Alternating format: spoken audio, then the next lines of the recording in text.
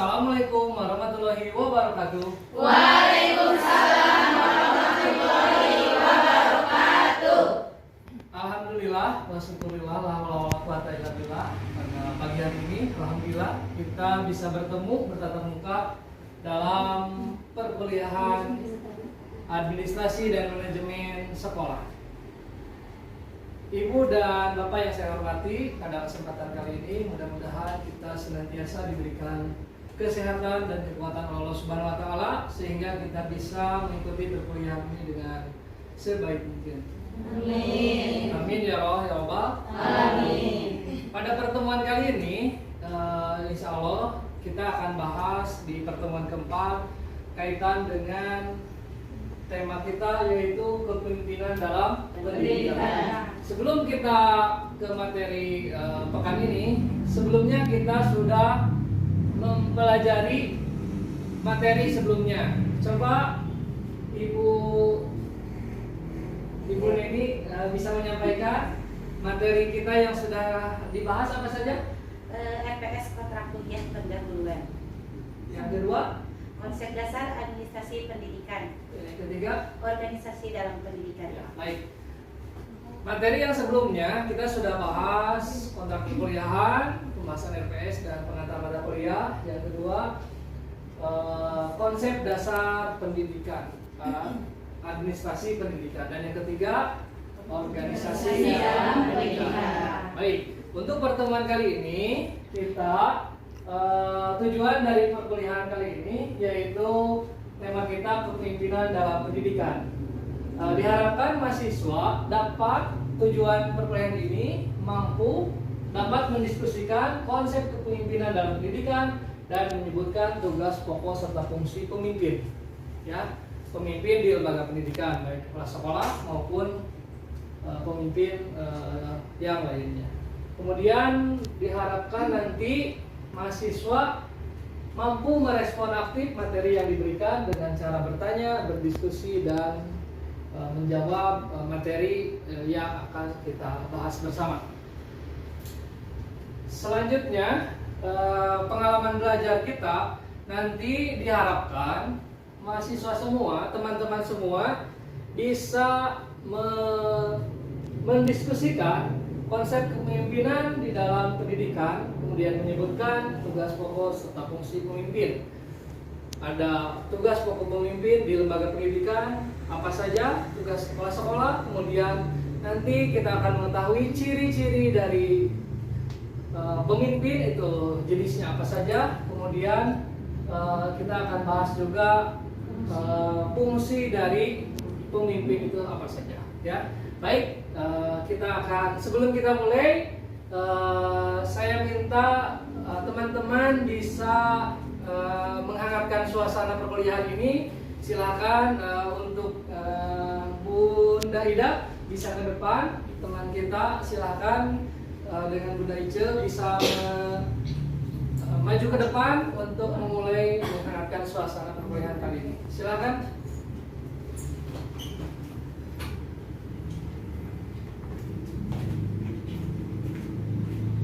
Masih semangat teman-teman?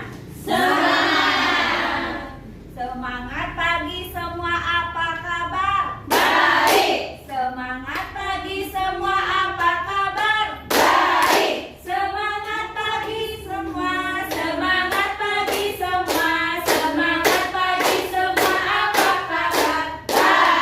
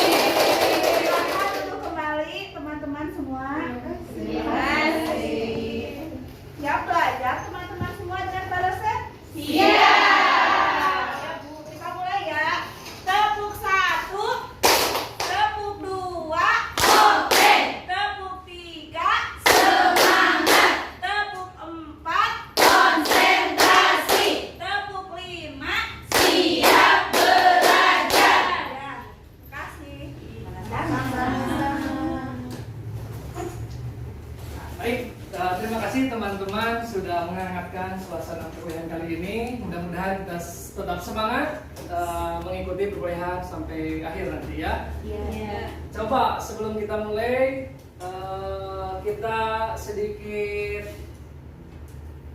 apa namanya tepuk STI seperti apa? Ya STI ya. Ya STI. STI Putra Galuh. Bisa-bisa, kudu bisa, insya Allah pasti bisa. Ya STI Putra Galuh. Bisa-bisa, kudu bisa, insya Allah pasti bisa. Baik, ya mudah-mudahan kita selalu optimis, pasti bisa, insya Allah pasti akan bisa ya. Ya. Teman-teman yang saya hormati dan saya banggakan, Prodi Pendidikan Islam Anak Usia Dini. Pada pertemuan kali ini kita akan bahas tentang kepemimpinan dalam pendidikan. Coba, ada yang tahu apa itu pemimpin atau kepemimpinan? Bunda, silakan. Pemimpin itu seseorang yang diutamakan dalam suatu kelompok. Yang diutamakan dalam kelompok. Baik, silakan. Yang lain, pemimpin itu apa? Pemimpin adalah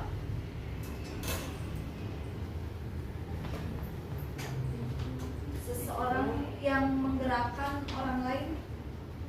seseorang yang bisa menggerakkan orang lain. Coba yang lain, ada lagi yang tahu? Pemimpin adalah Kepemimpinan adalah kemampuan seseorang pemimpin untuk mengendalikan, memimpin, mempengaruhi pikiran, perasaan, atau tingkah laku orang lain untuk mencapai tujuan yang telah ditentukan sebelumnya. iya, mengendalikan, mengatur, mengarahkan tujuan yang akan kita sepakati bersama untuk mencapai tujuan tertentu ya.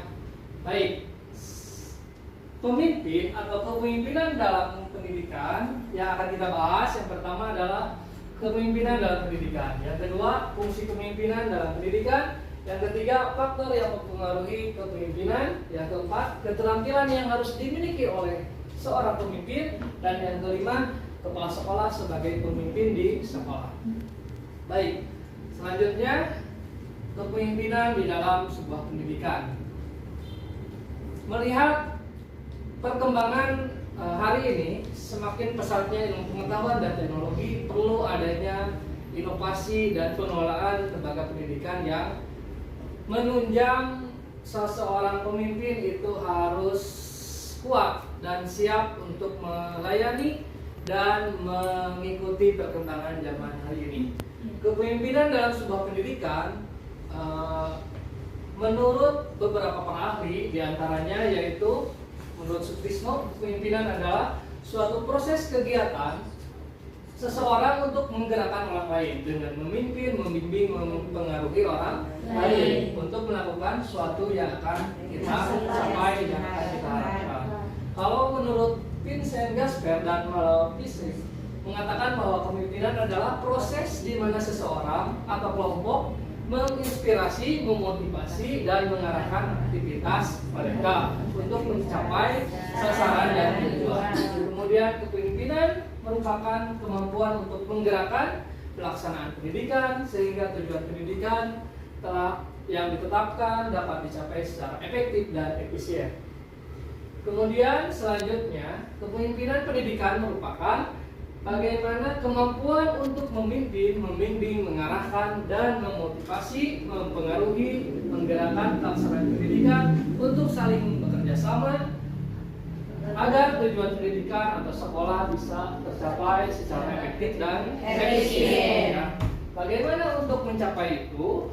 Selanjutnya, seorang pemimpin itu harus memiliki fungsi ya kepemimpinan dalam pendidikan. Di antara fungsi kepemimpinan dalam pendidikan itu adalah yang pertama adalah pemimpin sebagai edukator ya.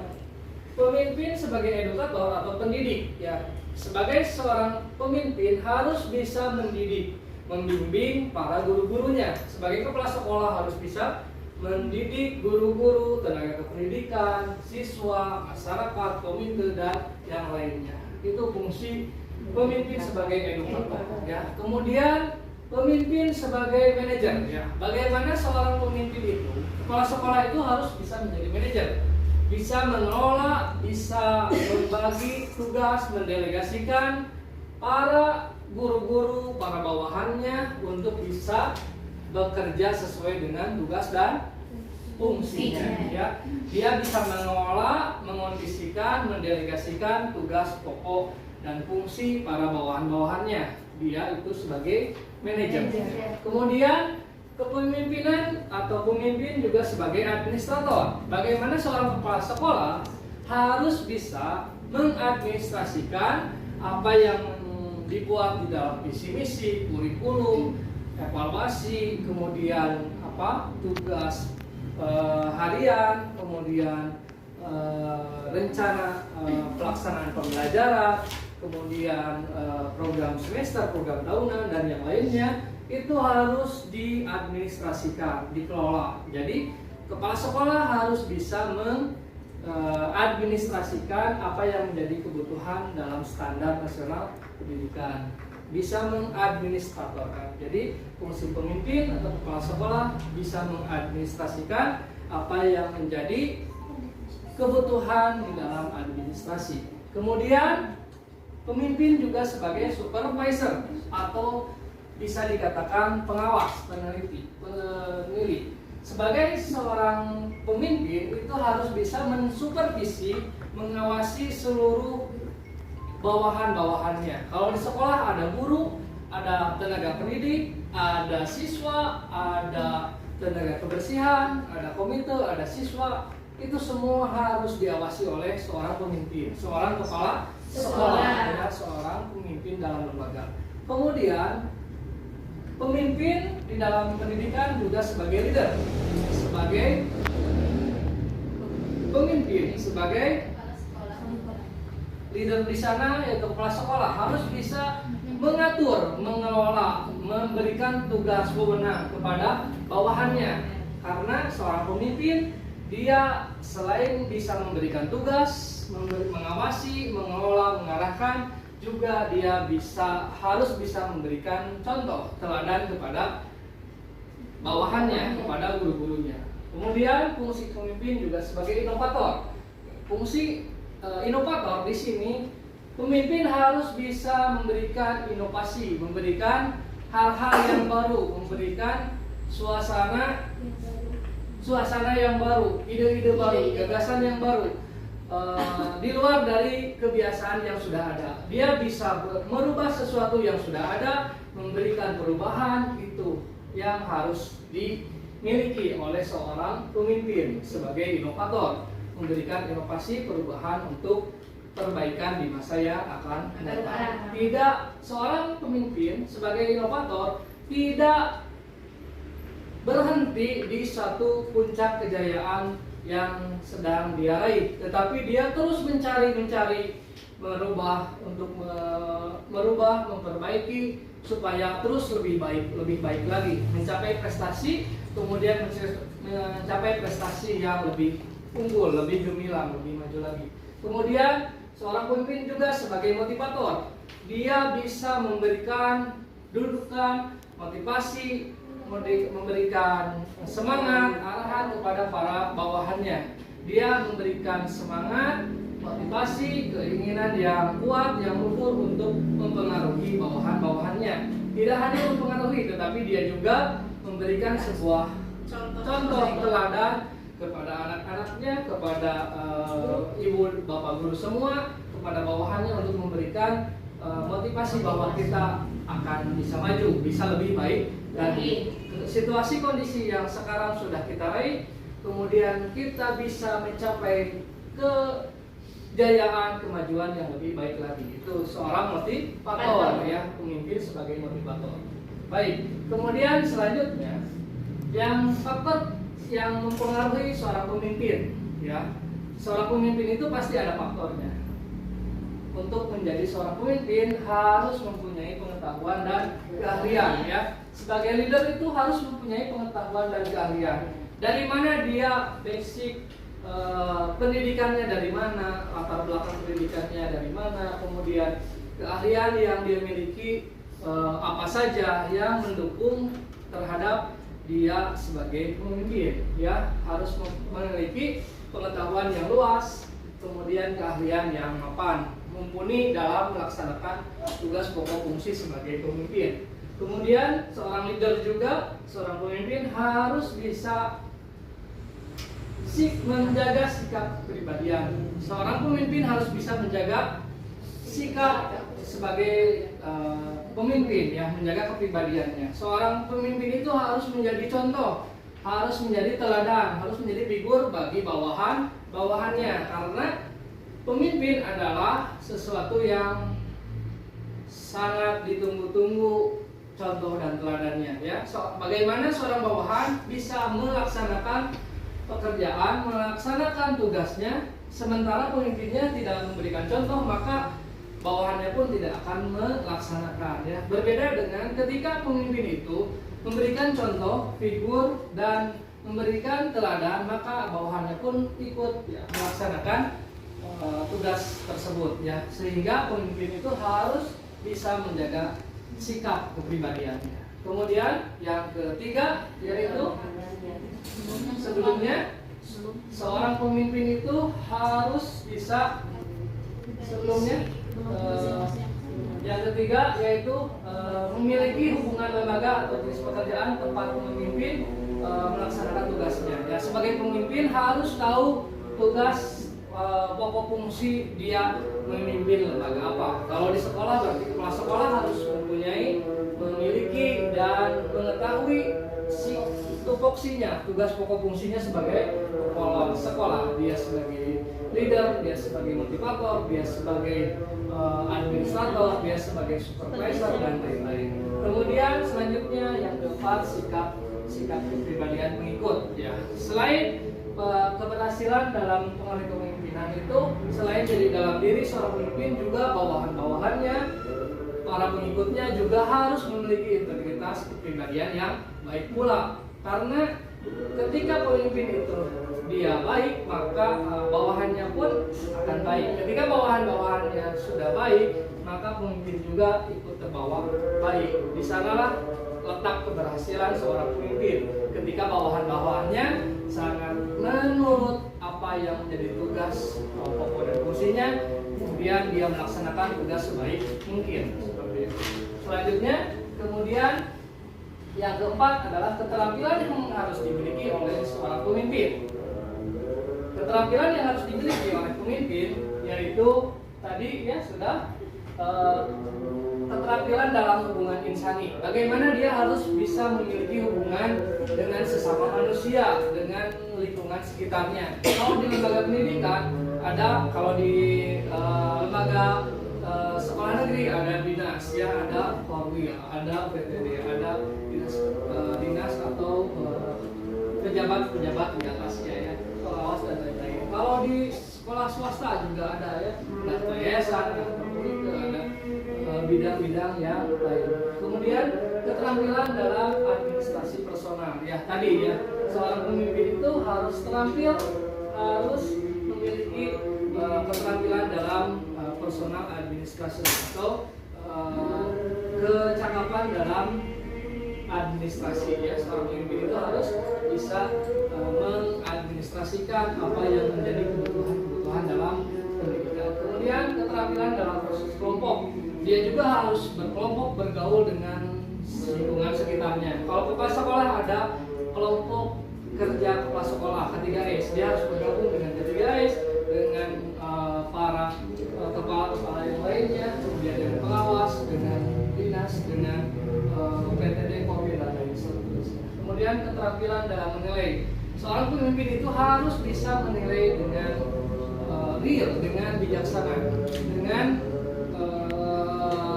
dengan penuh tanggung jawab, ya. Karena seorang pemimpin itu menilai bagaimana bawahan-bawahannya, guru-gurunya, staf pendidikan, dan yang lainnya.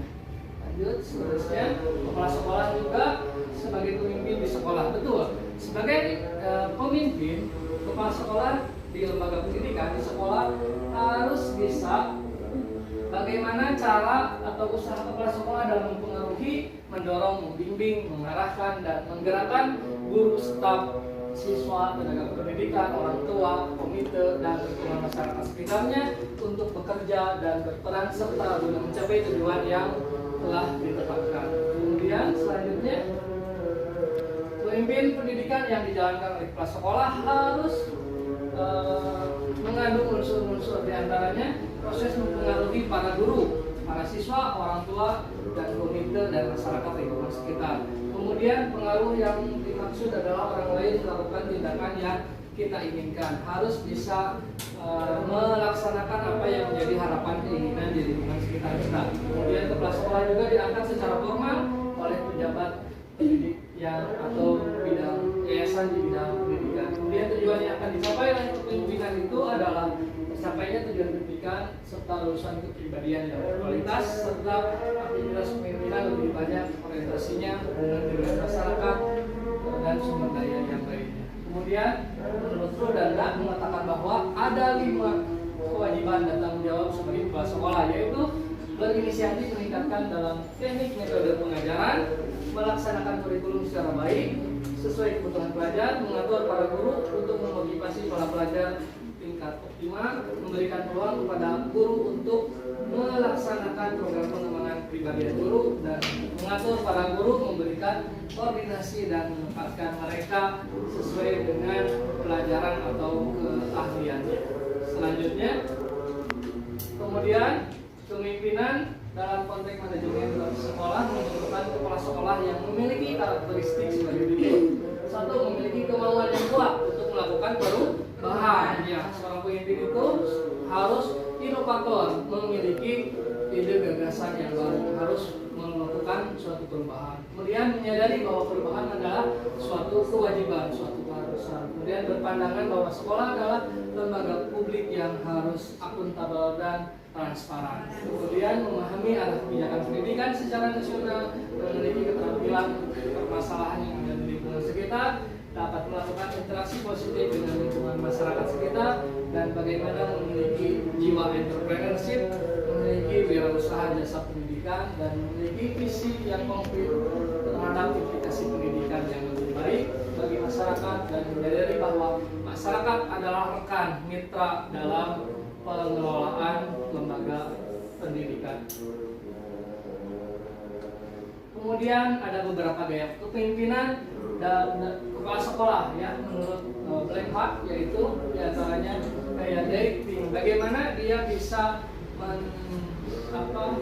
menggerakkan sebuah bawahan, sebuah para guru, para tenaga pendidikan untuk mencapai tujuan yang akan kita harapkan. Kemudian yang kedua, gaya coaching. Bagaimana dia bisa memberikan, menerangkan, melatih, mendidik para bawahannya, para gurunya untuk bisa sesuai apa yang menjadi tugas pokok fungsinya, yaitu bisa melaksanakan tugasnya dengan baik. Yang ketiga, supporting. Bagaimana dia bisa mendukung, mensupport, memberikan dorongan kepada guru-guru bawahan supaya apa yang diberikan tugasnya itu berjalan dengan baik. Dan yang keempat, gaya delegation, yaitu dia memberikan sebuah wewenang, sebuah kepercayaan kepada bawahan untuk melaksanakan tugas dengan sebaik mungkin.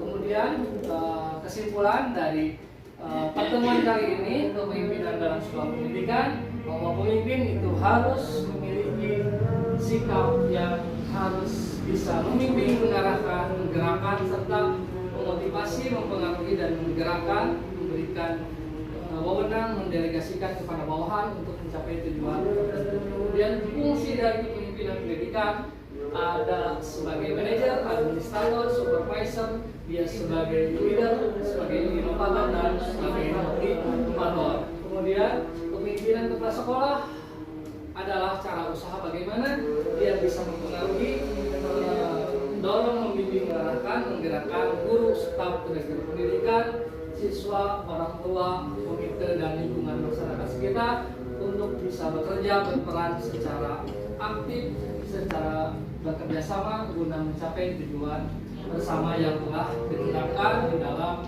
rencana kegiatan awal tahun atau di dalam RKAS, rencana kegiatan akhir semester di tahun pertama itu bagaimana sekolah memberikan sosialisasi program-program apa saja yang dilakukan sekolah, kemudian masyarakat yang melalui komite mengetahui dan mengesahkannya program yang sudah disetujui secara bersama, sehingga bagaimana tujuan pendidikan sebagai pengelola, kepala sekolah, guru, kemudian tenaga kependidikan dan lingkungan masyarakat sekitar ikut membantu mendorong melaksanakan program pendidikan secara baik secara bersama-sama. Itulah pentingnya bagaimana kepemimpinan dalam sebuah pendidikan harus memang memiliki peran sangat penting ya, sehingga apa yang diharapkan seorang pemimpin dalam pendidikan bisa tercapai. Saya kira itu saja dalam pertemuan kali ini. Mudah-mudahan bisa bermanfaat. Sekali lagi, tadi kita sudah membahas bagaimana peran penting dalam kepemimpinan dalam sebuah lembaga pendidikan ya. Kemudian fungsi ya, peran dan fungsi dari seorang pemimpin, kemudian bagaimana kita bisa mengetahui gaya dalam sebuah kepemimpinan, kemudian kita juga mengetahui peran kepala sekolah sebagai pemimpin di sekolah ya. Mudah-mudahan apa yang disampaikan bisa bermanfaat dan bisa berguna bagi kita semua, mendapatkan ilmu yang baru. Terima kasih untuk pertemuan. Sebelum kita tutup, nanti saya akan berikan tugas evaluasi untuk pertemuan kali ini. Nanti secara tertulis kita akan memberikan latihan atau evaluasi. Yang pertama untuk soal yang pertama yaitu silahkan apa yang Anda ketahui dari kepemimpinan dalam pendidikan. Yang kedua, apa saja gaya-gaya dalam sebuah pemimpin, gaya apa saja yang ada dalam sebuah pemimpin. Kemudian yang ketiga, tugas apa saja yang harus dilakukan seorang pemimpin atau kepala sekolah. Dia sebagai administrator, supervisor, leader, motivator, imitator, motivator dan lain-lain. Silakan Anda jelaskan. Pertanyaan, silakan Ibu. Pertanyaan. Assalamualaikum warahmatullahi wabarakatuh. Waalaikumsalam warahmatullahi wabarakatuh. Izin bertanya di sini di dalam materi yang kedua itu ada fungsi kepemimpinan dalam pendidikan. Saya akan menanyakan tentang fungsi kepemimpinan dalam pendidikan edukator. Itu seperti apa dan berikan contohnya. Baik, terima kasih Bu. Silakan yang lainnya. Assalamualaikum warahmatullahi wabarakatuh. Izin bertanya, di sini ada salah satu karakteristik yang harus dipenuhi oleh kepala sekolah, yaitu berpandangan bahwa sekolah adalah lembaga publik yang memiliki akuntabilitas dan transparansi. Mohon penjelasan. Baik, terima kasih. Silakan selanjutnya. Assalamualaikum warahmatullahi wabarakatuh. Izin bertanya, tadi dijelaskan bahwa seorang pemimpin itu harus memiliki keterampilan. Nah, yang ingin saya tanyakan, apa pengaruhnya apabila seorang pemimpin tidak memiliki keterampilan tersebut? Jadi itu pertanyaan dari saya. Wassalamualaikum warahmatullahi wabarakatuh. Baik, terima kasih. Saya kira cukup dulu ya pertama untuk pertanyaannya, nanti kita akan bahas ya. Mudah-mudahan apa yang disampaikan bisa bermanfaat dan bisa berguna bagi kita semua, mendapatkan ilmu yang baru. Terima kasih untuk pertemuan. Sebelum kita tutup, nanti saya akan berikan tugas evaluasi untuk pertemuan kali ini. Nanti secara tertulis kita akan memberikan latihan atau evaluasi. Yang pertama untuk soal yang pertama yaitu silahkan apa yang Anda ketahui dari kepemimpinan dalam pendidikan. Yang kedua, apa saja gaya-gaya dalam sebuah pemimpin, gaya apa saja yang ada dalam sebuah pemimpin. Kemudian yang ketiga, tugas apa saja yang harus dilakukan seorang pemimpin atau kepala sekolah. Dia sebagai administrator, supervisor, leader, motivator, imitator, motivator dan lain-lain. Silakan Anda jelaskan apa yang menjadi perbedaan. Kemudian kemungkinan di dalam kepala sekolah sebagai pemimpin di dalam sebuah pendidikan harus sikap apa saja yang harus ada di dalam jiwa pemimpin di lembaga pendidikan atau kepala sekolah. Baik, itu saja. Mudah-mudahan silakan nanti setelah pertemuan kali ini silakan menjawab apa yang menjadi evaluasi dalam pertemuan kali ini. Terima kasih, mudah-mudahan bermanfaat bagi kita semua. Sekali lagi, mudah-mudahan kita diberikan kekuatan Allah Subhanahu wa taala dalam melaksanakan kuliah ini. Pesta ikut dulu.